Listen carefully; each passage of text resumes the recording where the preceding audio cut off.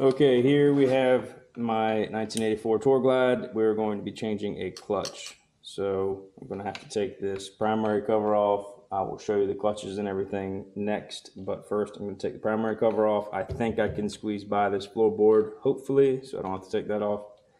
And I'm going to start with a 3/16 Allen head.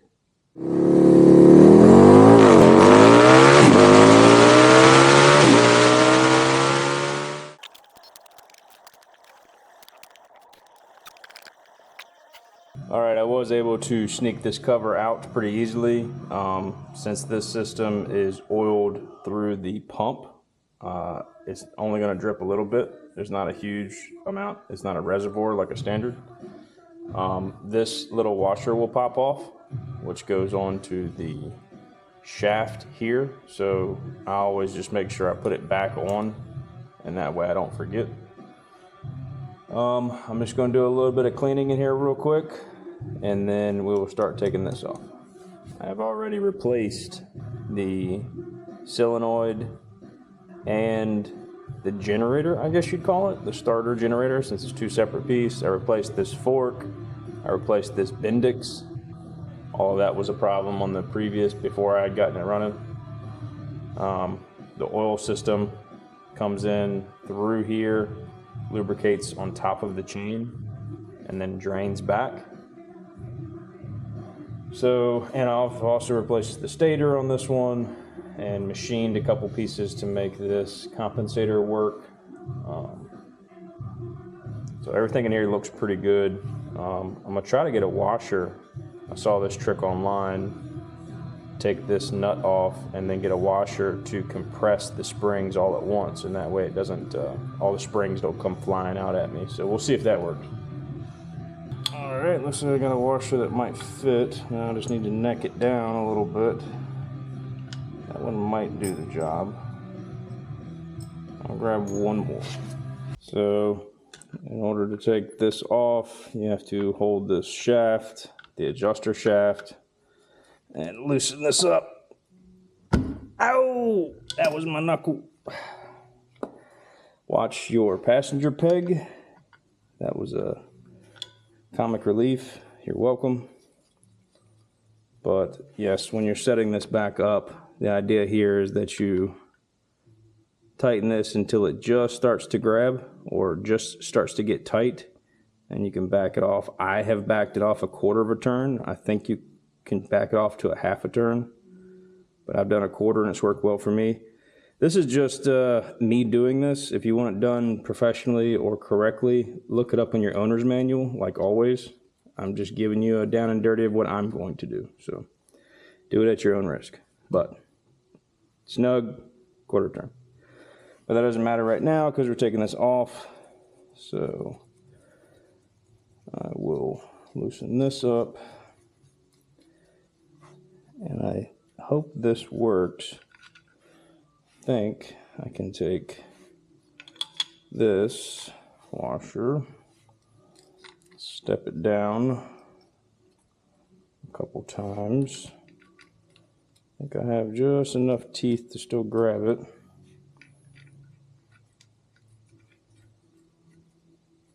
Let's see.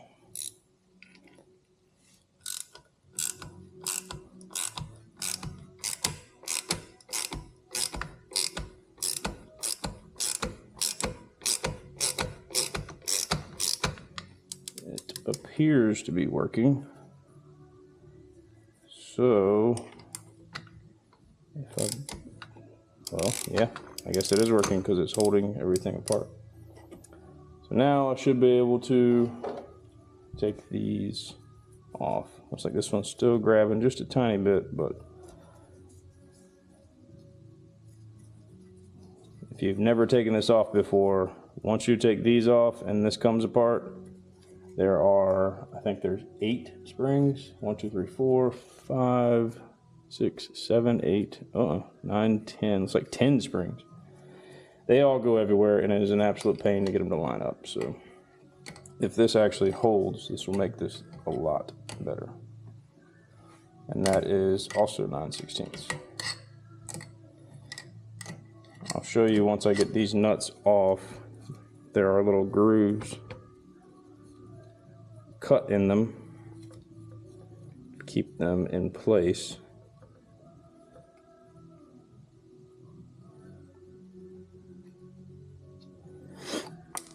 Oops.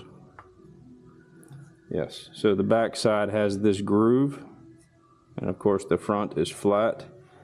I'll turn this music down so I don't get copyright. So each one of these nuts, this is going to be the outside, this is going to be towards the bike. It has a groove cut in it, and there is a little tiny tab on the inside of this plate, and you'll feel it as you tighten this up. It tightens and then falls in the groove, tightens and then falls in the groove. So that's why it's easier to relieve the pressure on this. Otherwise, you're constantly fighting that little groove all the way out and wearing down the little tab.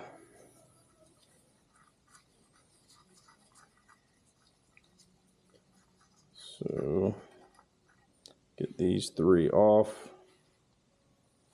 This should, awesome, come out as one piece.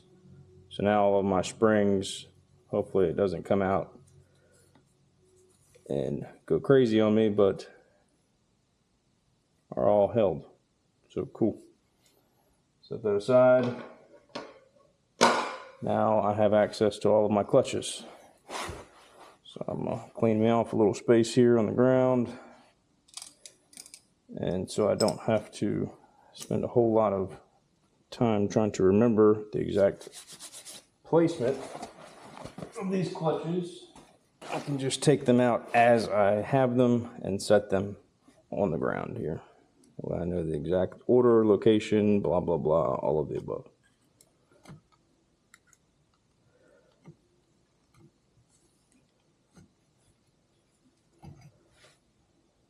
So this is the first friction plate.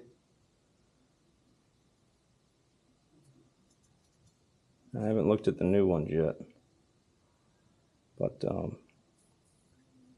these are pretty old and beat up looking. So I'm going to take them and put them face down right here. All right, looks like next we have a steel. Now I'm going to take note of the orientation here because I know by looking at online, there's a small opening, a large opening, small, large, small, large. So it's every other. I don't know that it matters yet. I'll have to do some more research, but I'm going to try to keep those in the same orientation going back. So it looks like I have a small at the closest to 12 o'clock position. It even says out here, so I'll keep that in mind, that the new ones probably have an in and an out.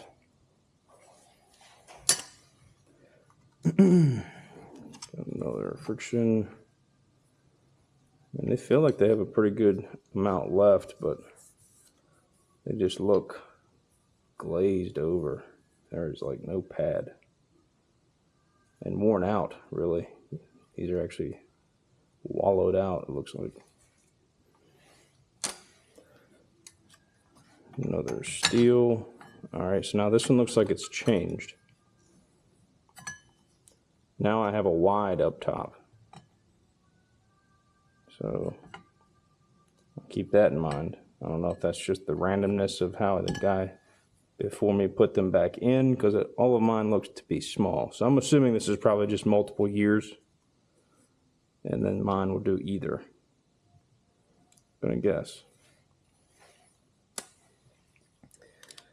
All right, another.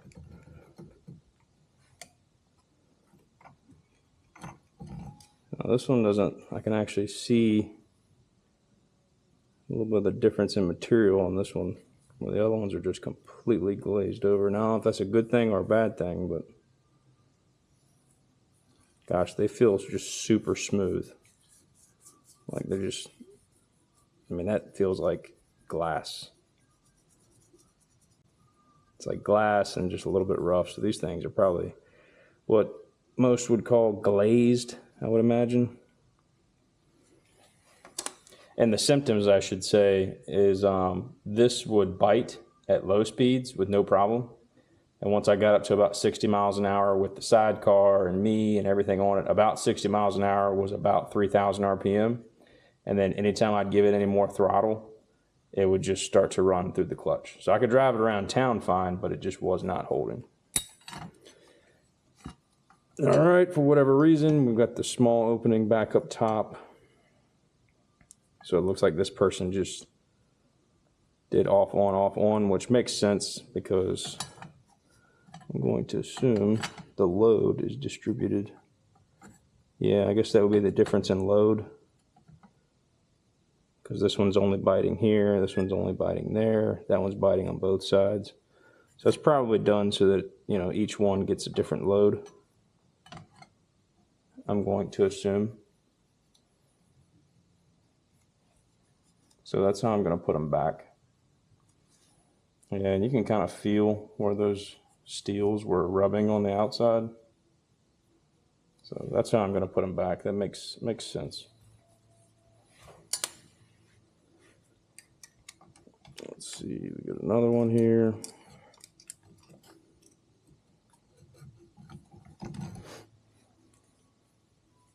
Again, pretty smooth.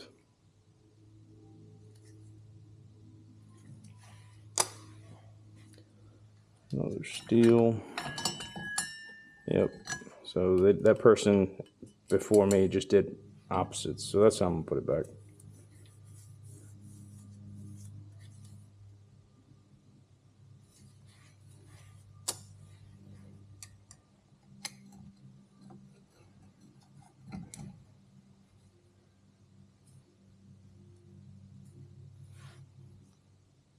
This one almost looks like it either has a crack or that's just a seam.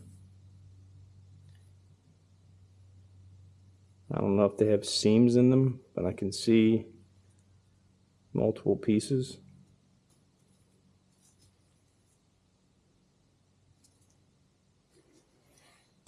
All right, and I think that is it. So now we're down to the base here. So it's got a little bit of, you know, just nasty in there. I'm gonna clean these really well. Turn the camera off to save some time, but I'm just gonna take a Scotch-Brite and very lightly go over these because you don't want to take a bunch of material off. But I'm just gonna run in here and clean each one of these shafts up since that's where they ride, and you want to make sure they move freely, and then just clean this out really well. And then we'll look at the new clutches. I will talk you through the new clutch in just a second, but good news is I forgot it came with fresh springs, which could have been a huge part of my problem because there's no telling how old those springs are. They were probably stock. So everything I did for this, I unfortunately have to undo, but it was still nice to not mess up that little piece there. So I would still do this. I say that now, but hopefully this doesn't come off like a spring on a shock, but we'll see. Feels a little sketch, like there's a lot of tension on it. So wish me luck.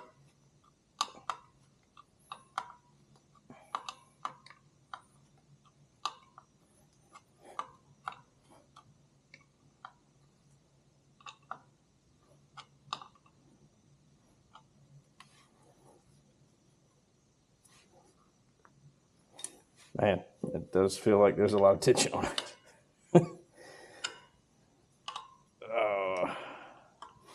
Hopefully I don't mess the threads up.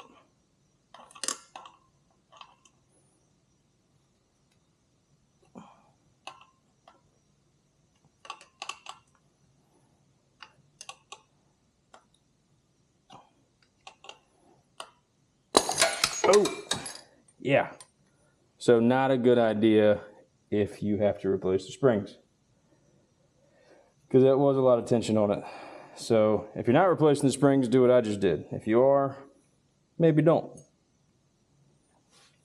But here's that plate. And of course the nut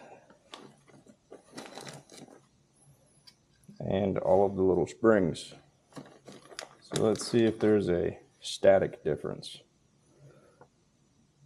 Now, this says it's a stock replacement, but you know how it is. This could actually be manufactured differently, but regardless, it already has more height. So as long as it's the same rate, which these feel much easier to compress. The new ones, of course, not so much. So it should have a firmer grip, which is what I want, especially with the sidecar. So let me get these springs on, see how this goes. I can't even remember how I did this last time, so I do remember it was a pain in the butt. So see if I can come up with a decent way to do this. So there's my washers for the contraption I made that I didn't need. Maybe, I wonder if actually sticking it on here would help.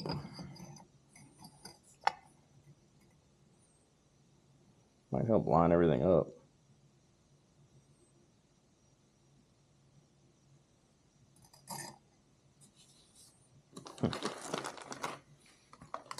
Problem is, how do you hold it in place and get a bite on it?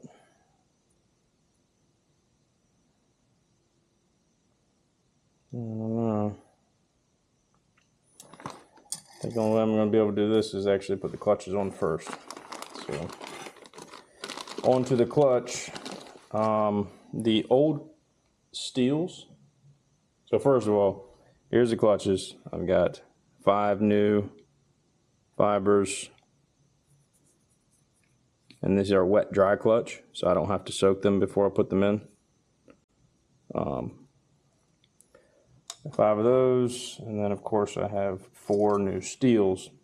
Remember I showed you on the old steel, it has a out, so it's pretty clear which way they were supposed to go. And then of course it's got the wide opening and the narrow opening. The new steels do not have a in or an out stamped on them. So I looked at them a little closer, and it looks like if you look at the wider opening, this is actually asymmetrical. So this side does not have a lip. Hopefully you can see it on camera. This side comes up and over. So since that's asymmetrical, they are directional. So if you look at the new one, I know now that even though they aren't stamped, that they all go on that way. The small ones are symmetrical, but all of the larger ones have one side that has a larger piece. So keep that in mind when you're putting this stuff back together. If you want to know the part number for what I bought it from Dennis Kirk. And here's the information. It's a clutch pack police type. I'm sure that's the Dennis Kirk number, or based off that information, you should be able to find what I ordered. At current day, what is it? Around September 2025, this whole kit was like 96 bucks. So let's start putting the clutches back on. I know the order of which they came off. I'm looking at it behind me on the table. It is going to be a fiber.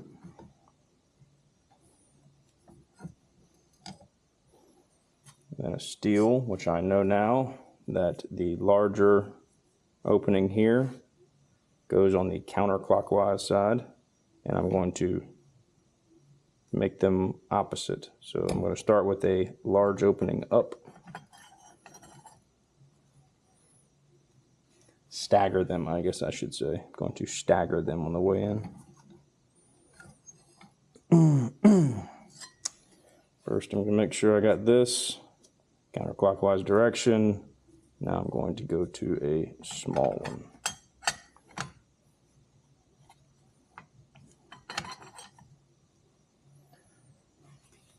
Another fiber.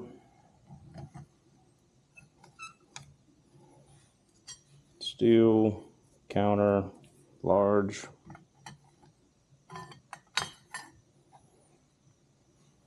Fiber.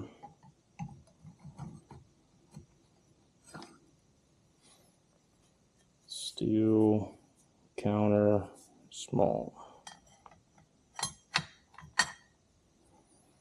And then the last fiber. Right? Right.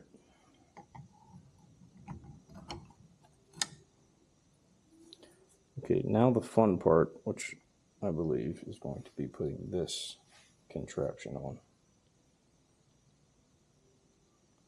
Maybe if I loosen this all the way up, that'll give me more bite. Let's see if that helps. And now I have a fly buzzing around, so that's going to be fun. All right, I know these will be easy. These are going to be the hard ones. Let's see if I can go back. So that's the problem. All right, let's take that theory and run it like I did before.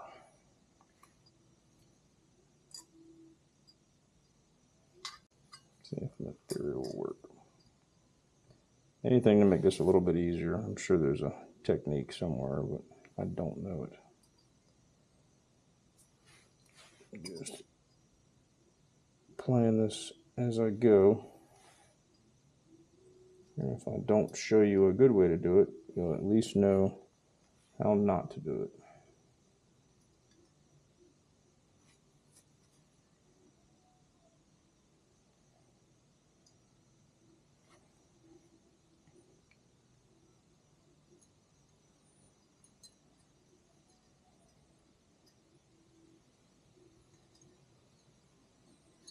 There's little dimples in this plate that I just set on here.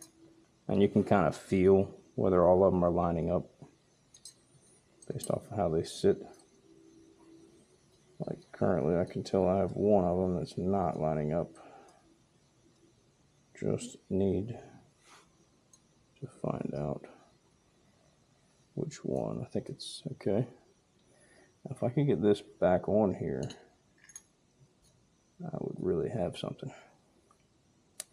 Let's see. Skinny guy. Oop.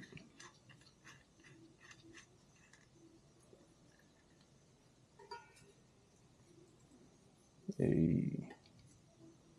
Might be onto something there. I can get this to line back up a little.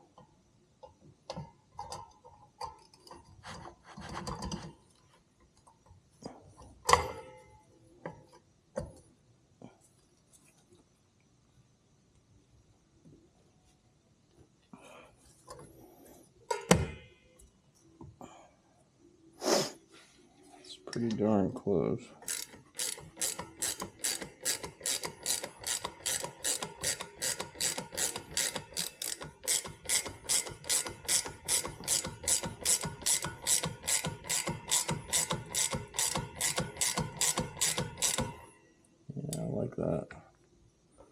That looks pretty good. All the springs feel good. They're in the right pockets. All right, hey, might be onto something. I'll go ahead and put these on before this thing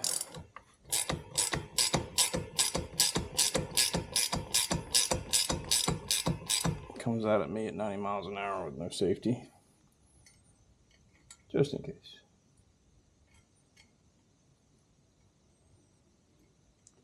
And remember, when you're putting these back on, you have to put the grooved side in.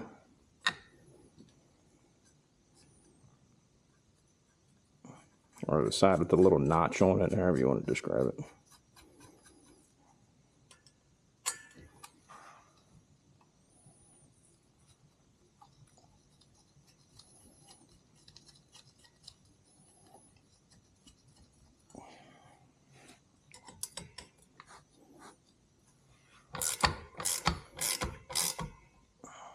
I read that this plate, from the inside of the plate to that plate, should be 1 1/16 down to 1 inch for adjustment. So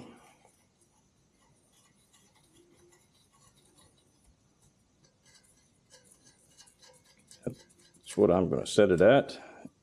I'm going to set it right at 1 inch. I'm sure that's going to make it a little bit stiffer clutch. I don't personally care. I can handle the stiffer clutch. It doesn't bother me. But I guess if you have wrist problems or whatever problems, you might want to err on the side of having it more open. That would probably help you. Let me grab. All right. Let's see. What's going to be a good way? I guess you could go in it like that and eyeball it, but that's not very scientific. Let's do, I'll take the thickness reading here, which it's on a little bit of a radius, but should be able to stay consistent. Looks like we're at 300 thousandths on the thickness of this disc, and since I'm measuring it from the inside, yes, right, just under 300 thousandths. So if I measure to the outside of this disc, I can just take 300 thousandths off, and that should make my measurements go a little bit nicer.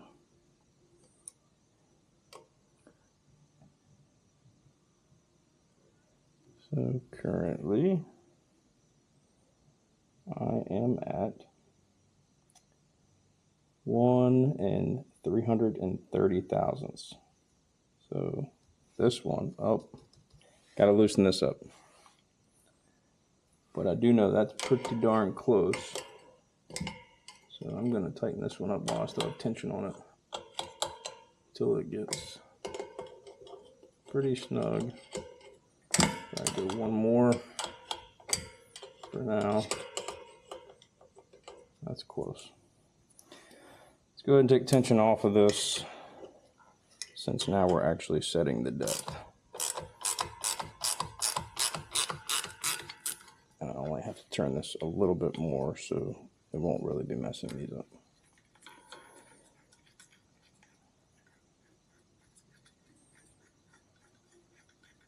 So pause the measuring I was just doing. I'll take this one off. I'm going to run the adjuster screw all the way back in, because I utilized that to hold the springs.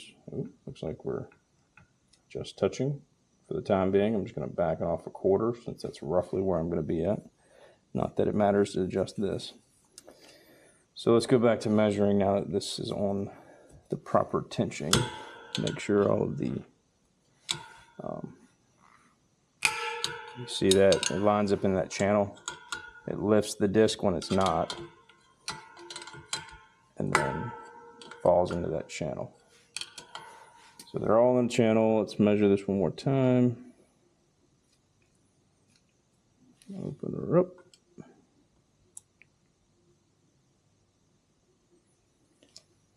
All right, so 335 thousandths. I'm going to measure all the way around just to see what we're looking like on the rest of them.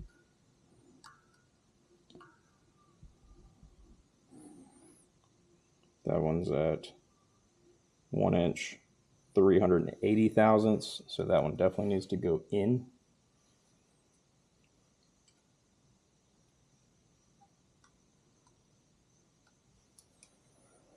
And the bottom left is 1 inch, 356 thousandths. So these two need to go in, this one being the most. Not sure how much.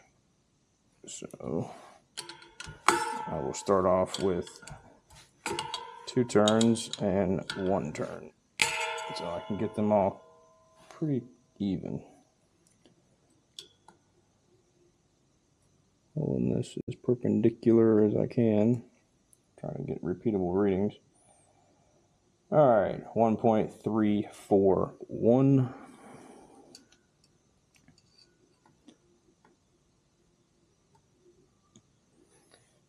One inch, 330. So that got us pretty close.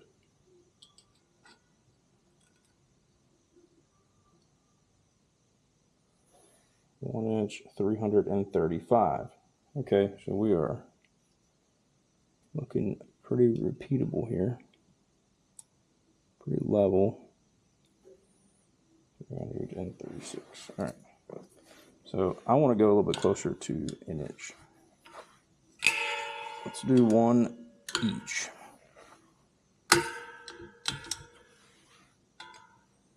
Hope this makes sense. I'm just using your basic Starrett. So, I mean, if you don't have one of these and you're doing this level of stuff, you should at least buy one. Even if you're not perfect at using it, you can get better at it. And you should have one. Okay, so that only brought me down maybe 15. Which somebody would tell me, you can measure that based off the pitch of the threads and calculate how much rotation of each nut gives you on pull, which is true. Or you could just sneak up on it. Now that I know it gives me about 15 per, I know that I should be pretty close.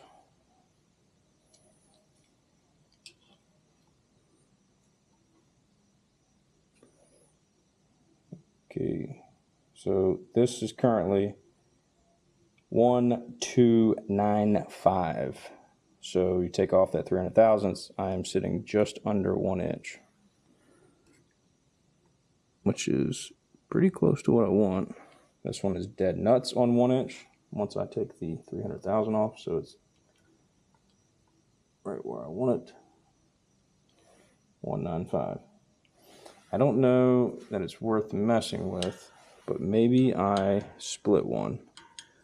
So let me back this one back off and see what it does across this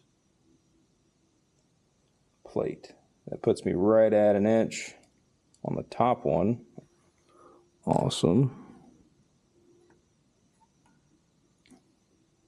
1 inch and 19. Not bad. On the bottom one, 1 inch and 15. I think I'm gonna go with that for now.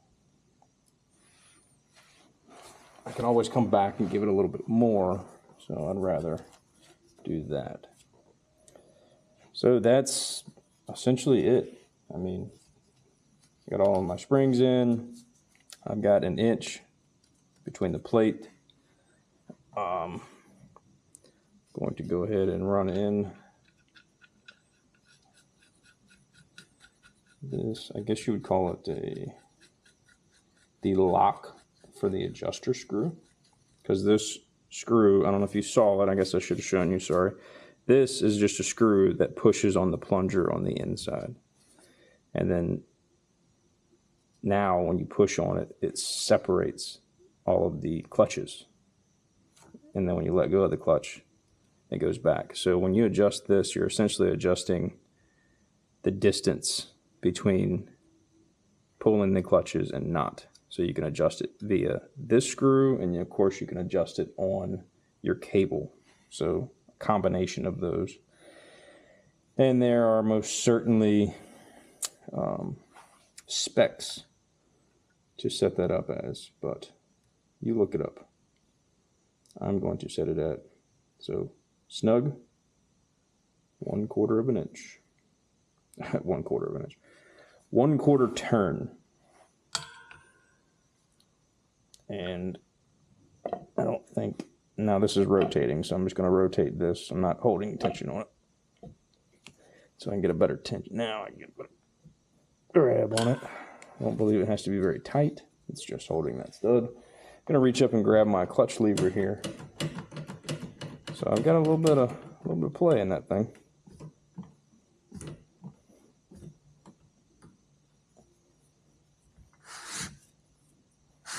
But it's free.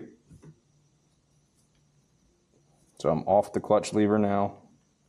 Got a little bit more play than I want. I might have to adjust that with the cable now. But it is spinning. So I don't think we'll have a problem there. So I'm going to spin it and then I'm going to slowly let out the clutch. Immediately grabs.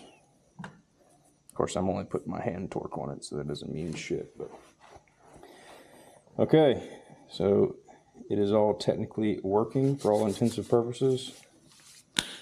I'm going to put it back together. Cool. Let's see if I can sneak this primary cover back in here. Not causing too much of a mess. Clean off my dipstick, since I'm looking at it from the inside. Not dipstick, I guess drain plug you'd call it.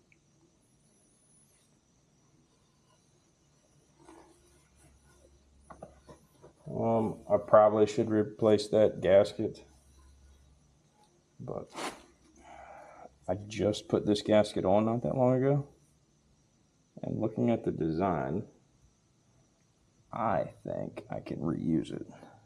It's in good shape.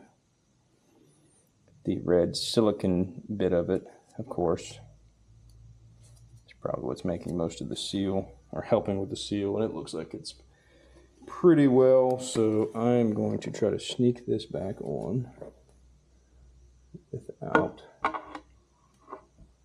gotta remember how I got it on though. I think I just came straight in this way, and snuck it past the floorboard, and there's little dowels on this cover. So I should be able to line up this starter shaft. Oh, I should have started this standing up.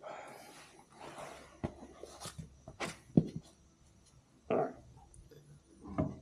Gonna line up that starter shaft into the bearing of the primary, knowing that I already have that washer on there. Okay, the dowels are lined up.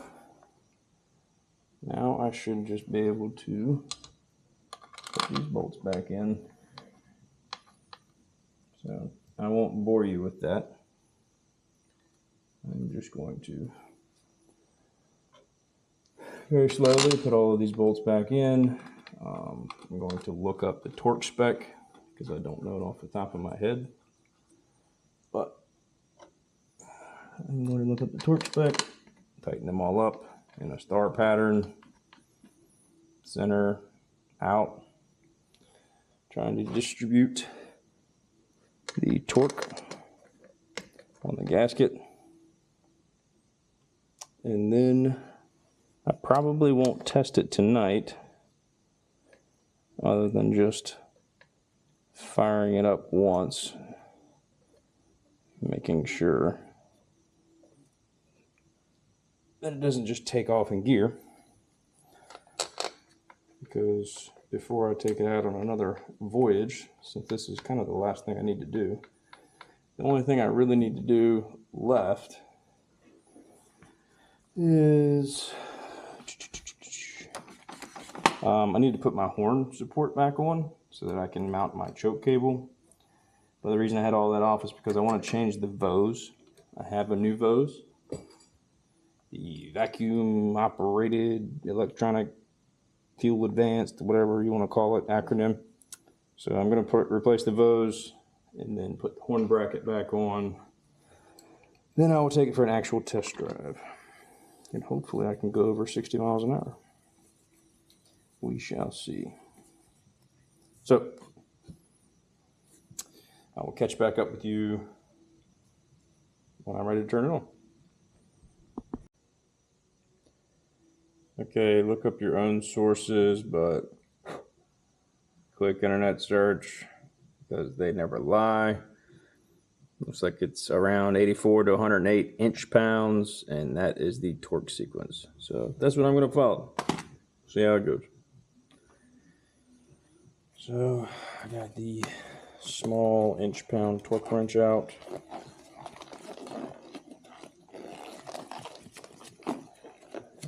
And once I get back into these painfully to put on gloves. Oh, and if you're wondering, oh, this dude's not a man, he's working in gloves. I never used to work in gloves like this. Never really cared about getting my hands dirty. But just had our first child, and chemicals just soak into your skin so much. It stains it. And she's young. I'd rather not transfer a bunch of this crappy, awful chemical onto her because, well, she's my daughter. So I started wearing gloves more to try to protect that. So I guess before you start your name calling and tell me that I'm a pansy for wearing gloves, you can at least think about that. That's the reason I'm wearing them. But for most of you degenerates out there, that won't matter. Because real biker, real mechanic, XYZ, yeah, well, you can go eat one. You're watching this video.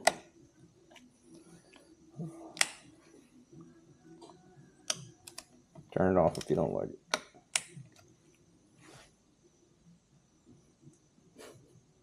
This doesn't bode well when I have my wife's playlist on and it's playing NSYNC in the background.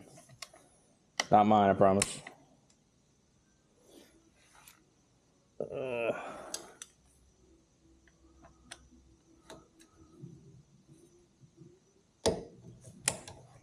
Wow, 95 inch-pounds is not a whole lot. Also, the torque specs that I just showed you looks like it's for a new cover because there's a couple extra bolts. But I think it'll work just fine. I mean, it's basically the same thing, right?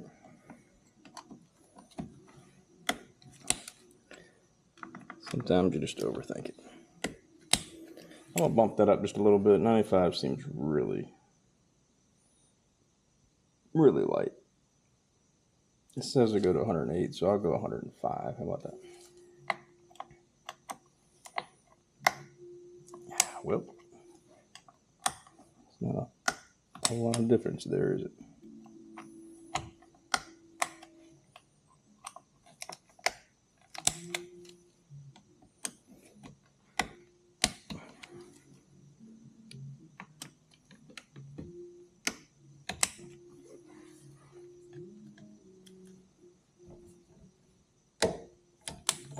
Okay.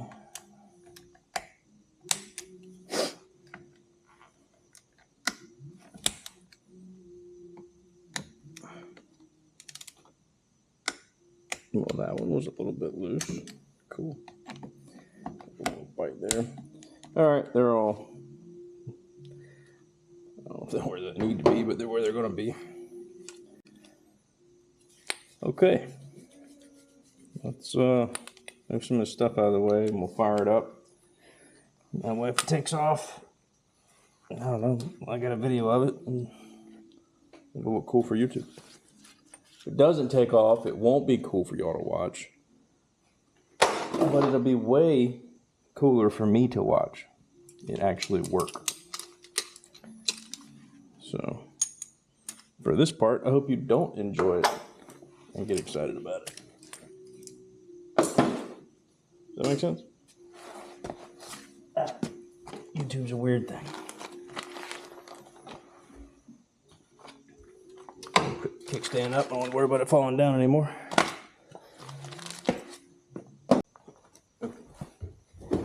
You know what, just in case I go for a ride.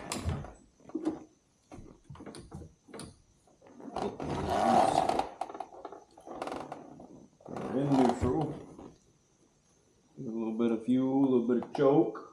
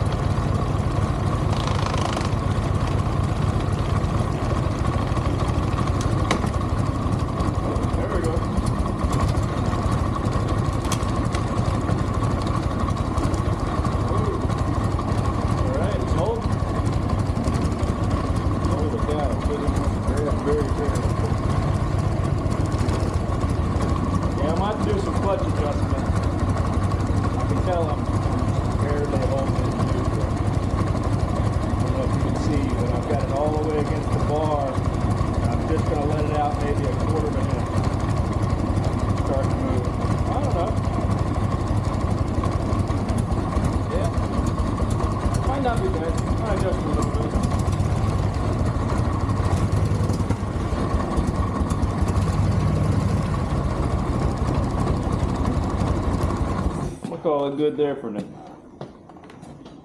That works for all intents and purposes until I take it for a big test ride. I don't know if it holds, but it immediately feels different than it did before. If that is any inclination of how it will be when I drive, awesome. But yeah, let me clean this pristine motorcycle off. Yeah, that's another thing. I didn't really want to clean this thing and polish it and make it beautiful. Because one, I mean, there's pitting all over it, so only but so much you can do with that. But two, you get in here and start polishing all this stuff up without taking it apart. You're only going to be able to clean it halfway, and parts of it will be clean, and some parts won't be clean at all, and some parts will be half clean. Right now, it kind of just looks like I pulled it out of a field. Started riding it, and I kind of like it. It's clean. I've cleaned a lot of this stuff, but it's just stained, if you will. So it's period correct, the proper amount of patina. So I'm gonna leave it like that. All right, cool. So we got the clutch replaced. It works. Hopefully that gave y'all a few tips and tricks to make your life a little easier, or if you were just bored at work and watching a YouTube video gets the time to pass. I hope you enjoyed it. Next, I will actually take it for a test ride. I don't know that I'm going to film putting this in. It's pretty straightforward, but we'll go for a lap and see how quickly I can do, or how fast I can go and the clutch not slip. So if this was the end of this video and you haven't seen me drive it, or whatever, thanks for watching. Give me a like, a comment, subscribe. It helps push it to the rest of you heathens. So I appreciate it if you do. Have a great evening. Goodbye.